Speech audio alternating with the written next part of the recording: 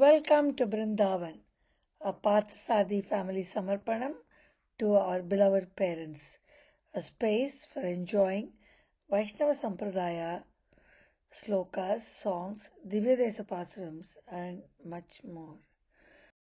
Namaskaram Uttama Bhagavata. Today we will together see the Arthanabhavam of Slokam 83 of Vishnu Sahasranamam in our Ayiram Namangal, Ayiram Gunangal series.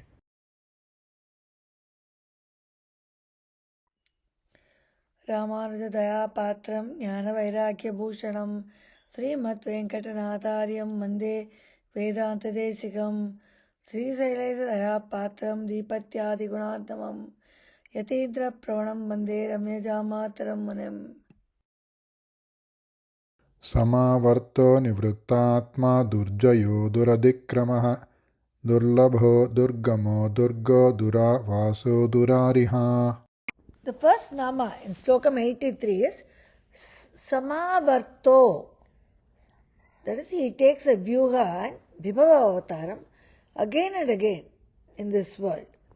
As he himself said in Bhagavad Gita, said, Paritranaya sadhuna vinashaya cha dushkrutam dharma samsthavanarthaya sambhavami yuge yuge.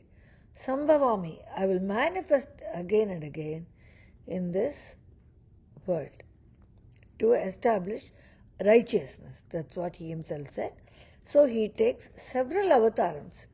The Dashavataram is only some of the avatarams which are being spoken about. But there are many more avatarams which he has taken. So that is Samavartaha. Nama is Samavarthaya Namaha. The next Nama we'll see is Nimratatma. He seems one with the world when he takes his avataram as Rama or Krishna. But truly he is very different from us mortal human beings. He seems one with all of us as due to his simplicity, his saulabhyam and sausilyam, and his karuna and his affection towards us to be one with us. But he also shows his form when it is needed, when it is appropriate.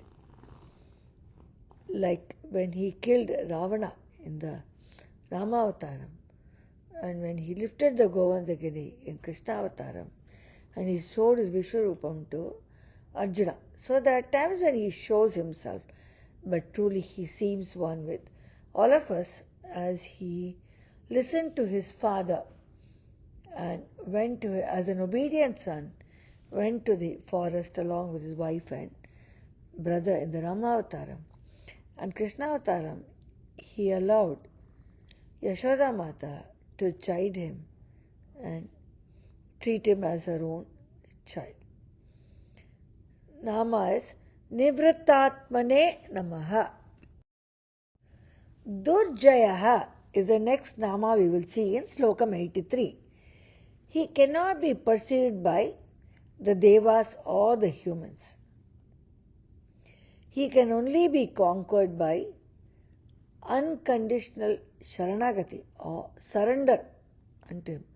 Once you surrender unto his lotus feet, he shows us his form by his actions. Even then, very few people like Arjuna are gifted to see his Swarupa. Like he decided to show his Swarupam to Arjuna, and he decided to show his Swarupam to Prahalada. So only if he decides, he shows his original form or Swarupa.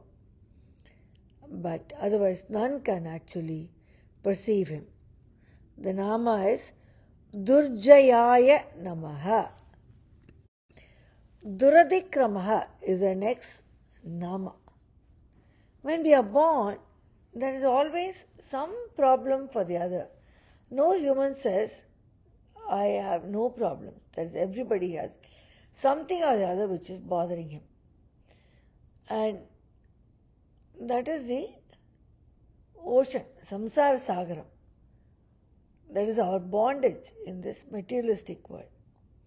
The only way to cross this ocean of sorrow and reach him to eternal happiness and eternal bliss is by surrendering to his lotus feet. Surrendering unto his feet, total Sharanagati or unconditional Sharanagati is the only thing which can take us through this. Nama is Duratikramaya Namaha. Thirumohur Kalameha Perumal is called Vazhithunai Perumal.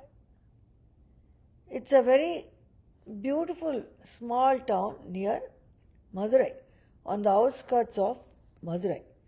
Perumal is called Kalameha Perumal and he is known as Vazhithunai Perumal because he is the one who leads the soul after one attains death and leaves the mortal soul, body here in this earth and is on his way to Paramapada, to reach Bhagavan. This is the Perumal who takes us, who holds our hands and takes us to Sri Vaikuntham. Nammalvar in his Thiruvaimozhi 10.1 and 10.1.1, 10.1.6 on Kalameha Perumal sings about how we have no other way other than Kalameha Perumal to pray, to give us, to take us to the right path to go to moksha. Kalamehathai andi mattondru ilam gadiye. There is no other way for us to reach Perumal other than Sharanagati to Kalameha Perumal. Athan Thamare Adiyandri Matrum Ilam Arane. There is no other way other than this Perumal. Very beautiful. The whole Padikam is dedicated to Thirumogur.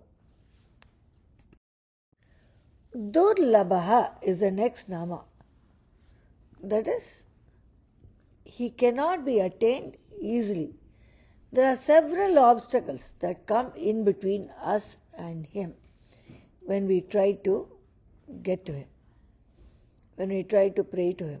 And overcoming those obstacles is again a way that happens only if he gives us that mind to overcome the obstacles. Nama is Durlabhaya Namaha. Durgamaha is the next Nama. He can be accessed only by strong-minded people because you need the mind to overcome the obstacles that come in the way between us and Bhagavan. Just like the brightness of the midday sun cannot be seen by those who have weak eyes, Bhagavan cannot also be reached by the weak-minded ones, though because they will have a wavering mind and cannot be singularly devoted to him. Unstinted or unconditional bhakti, ekapatam was what we saw.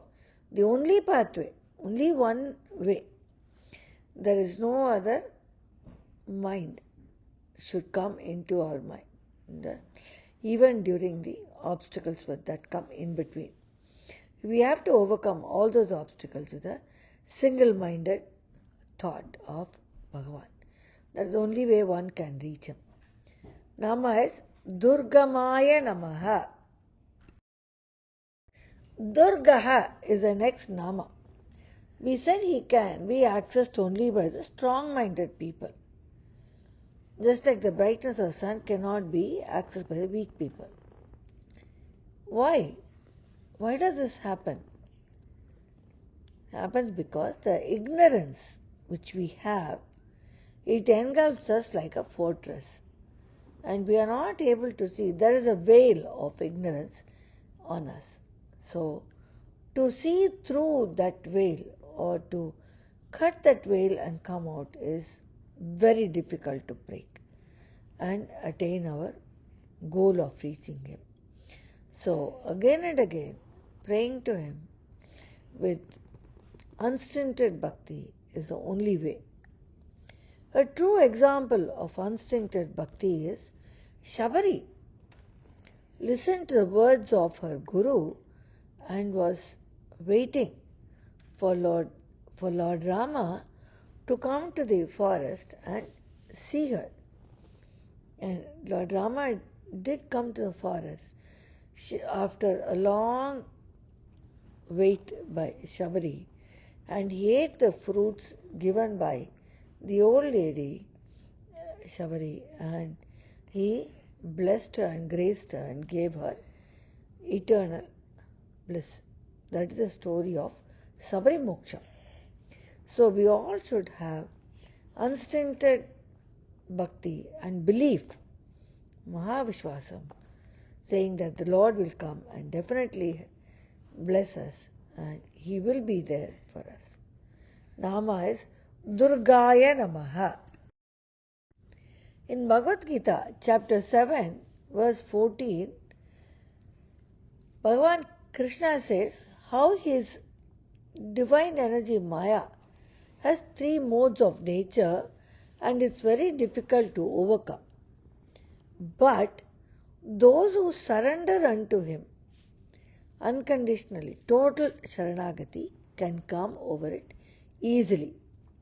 He says, Daiviheshya gunamayi mama maya duratyaya mameva ye prapadyante mayam etam tarantite.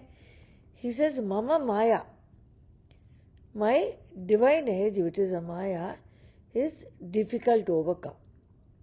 But those who do prapatti, who surrender unto me, overcome it easily.